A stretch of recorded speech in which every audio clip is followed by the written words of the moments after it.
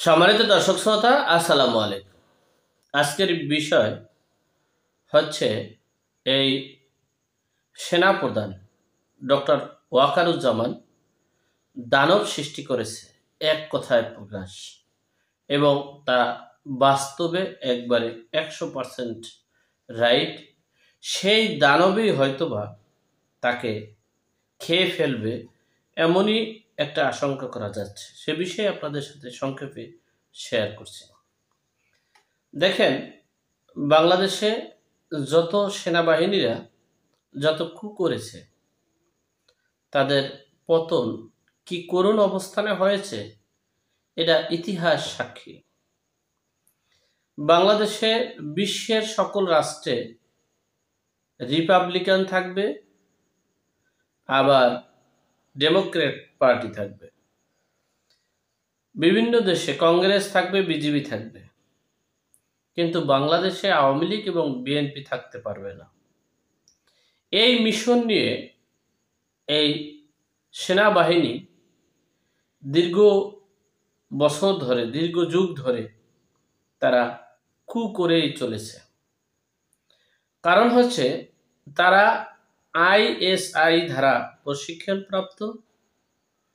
সেই আইএসআই অর্থাৎ পাকিস্তান 100% বিএনপিকে গ্রহণ করতে পারে না। আর আওয়ামী লীগ তো স্বাধীনতার চেতনায় বিশ্বাসী, স্বাধীনতা নিয়েই তারা আছে। তাহলে তারা কাদেরকে এক নম্বরে রাখতে পারে? এই আওয়ামী লীগ বিএনপি বাদে জামাত ইসলাম আছে, হিজবুত তাহরীর আছে, খেলাফত আছে, বহুত রাজনৈতিক দল আছে, তাদেরকেই তারা গ্রহণ করতে পারে। আপনারা দেখেছেন বঙ্গবন্ধু 1975 সালের 15ই আগস্টে এই বিপদগামী সেনাবাহিনীরা সপরিবারে তাদেরকে হত্যা করেছে কু করে। এরপরে সেই হত্যাটা 15ই আগস্ট থেকে 7ই নভেম্বর পর্যন্ত ছিল। 7ই নভেম্বর আবার সিপিআই যুদ্ধ করে কু করে সেনাবাহিনীর এই কুয়ের ফলে জিয়র রহমান ক্ষমতায় আসলেন। এর দেখেন, সে বঙ্গবন্ধুকে যারা হত্যা করেছে তাদের ভিতরে মেজর ডালিমই শুধু আছে, আর অন্যান্যগুলোর যে কি করুণ পরিণতি হয়েছে একমাত্র আল্লাহ পাক রব্বুল আলামিন জানে। আপনারাও ইতিহাস সাক্ষী, ইতিহাসেও আছে। এই জিয়র রহমানকে কিভাবে হত্যা করা হয়েছে অনেকেই জানেন, যাদের বয়স 50 আপ। আমরা দেখেছি, শুনেছি, তার লাশও পাওয়া যায়নি। সেই প্রেসিডেন্ট জিয়র রহমানের পরে কু করেছেন হোসেন মোহাম্মদ এরশাদ।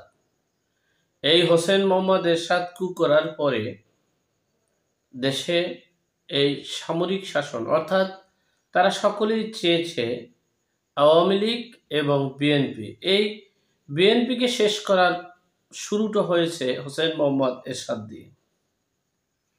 এরপরে এই আন্দোলন সংগ্রাম হলো। আন্দোলন সংগ্রামের পর 1991 সালের নির্বাচনে যদিও সিট আওয়ামী লীগ বেশি পেয়েছে, কিন্তু জামাত ইসলামকে সঙ্গে নিয়ে বেগম খালেদা জিয়া রাষ্ট্র গঠন করেছেন, সংসদ গঠন করেছেন, সংসদের প্রধানমন্ত্রী হয়েছেন। এরপর থেকেই আবার সেনাবাহিনীর কু শুরু। কারণ সেনাবাহিনীরাও চাচ্ছে এই সেনাবাহিনীর ভিতরে যে শুরু থেকে আমার জানা মতে, কারণ হচ্ছে আমার পরিবারের সকলেই সেনাবাহিনীর সাথে, সেনাবাহিনীতে চাকরি করে। আমার ছোট ভাই সেনাবাহিনীতে চাকরি করতো, আমার বাবা করেছে, আমার মামারা করছে। কারণ হচ্ছে বিষয়টা আমরা জানি, দুইটা পার্ট সেনাবাহিনীতে।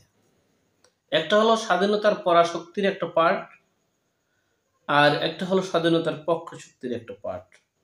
এটা আছে। কারণ হচ্ছে সেনাবাহিনীতে চাকরি হয় যাদের, এই লেভেলের গুলোই চাকরি হয়ে থাকে, সেখানে এই কু শুরু থেকেই তাদের আছে এবং শুরু করেছে।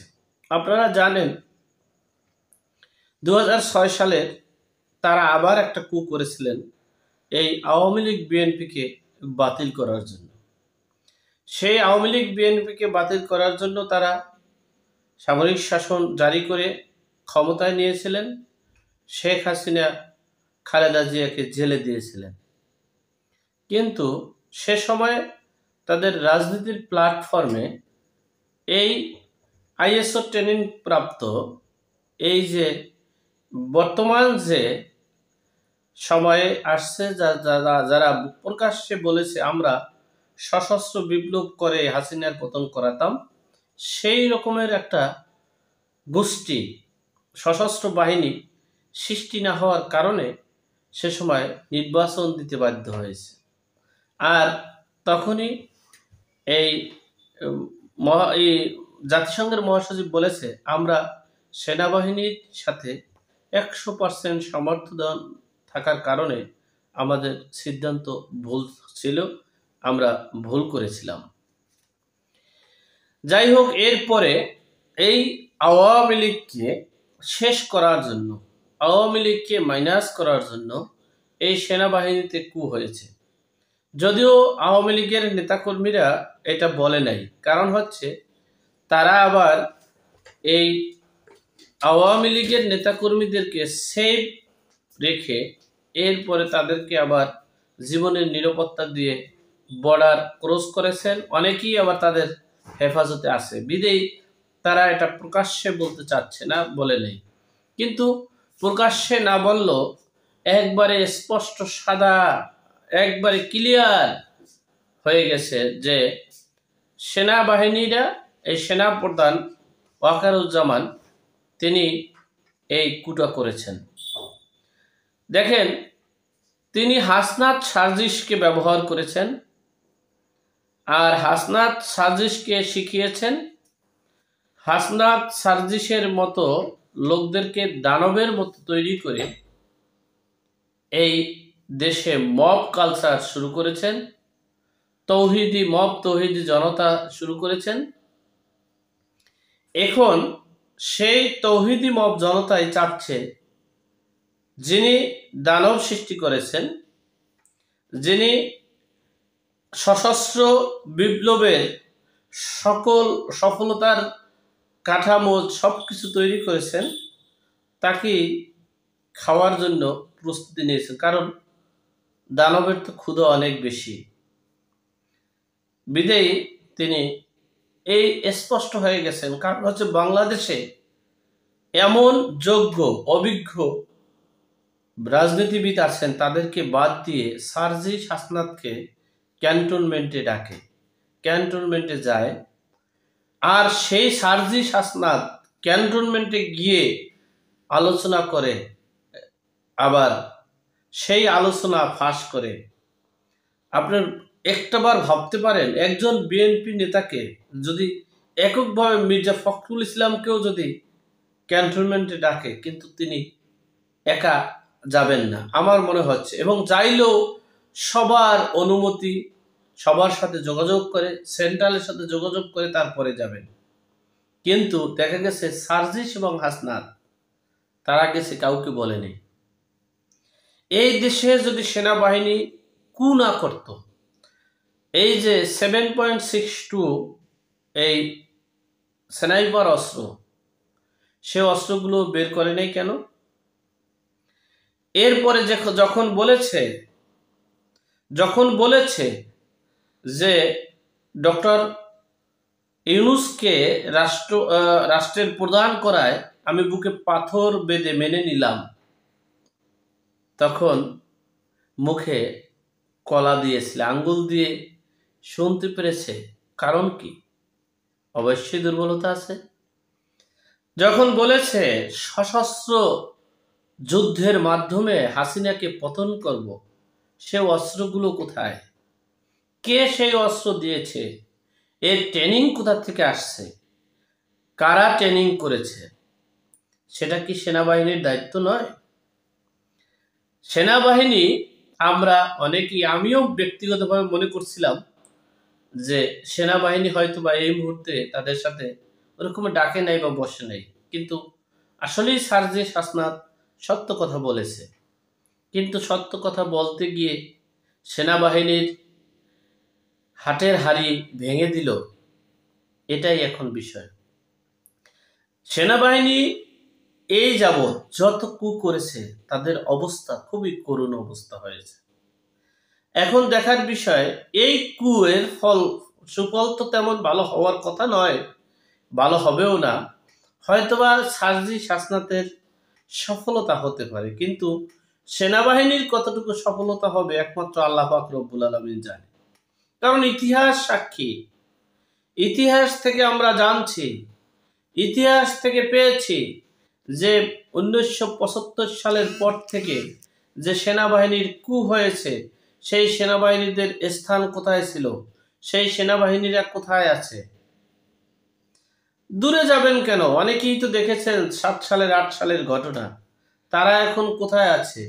তারা মুখ ফুলে মুখ দিয়ে একটা বক্তব্য দেওয়ারও সাহস তাদের নেই, তারা কথা বলতে পারছেন, তারা যে কোথায় আছেন সেই বিষয়টাও জানাতে পারেননি। বিষয়টা স্পষ্ট। সুতরাং এই আওয়ামী লীগ, এই শেখ হাসিনা, এই বঙ্গবন্ধু, যাদেরকে বঙ্গবন্ধুর পরিবারকে হত্যা করেছে, তারা তাদের কাছ থেকে সুবিধা নিয়েছে। এই ডক্টর মোহাম্মদ ইউনূস আজকে আওয়ামী লীগের এই দুরবস্থা করতেছে, এই ডক্টর মোহাম্মদ ইউনূস হয়েছে আওয়ামী লীগের কারণে।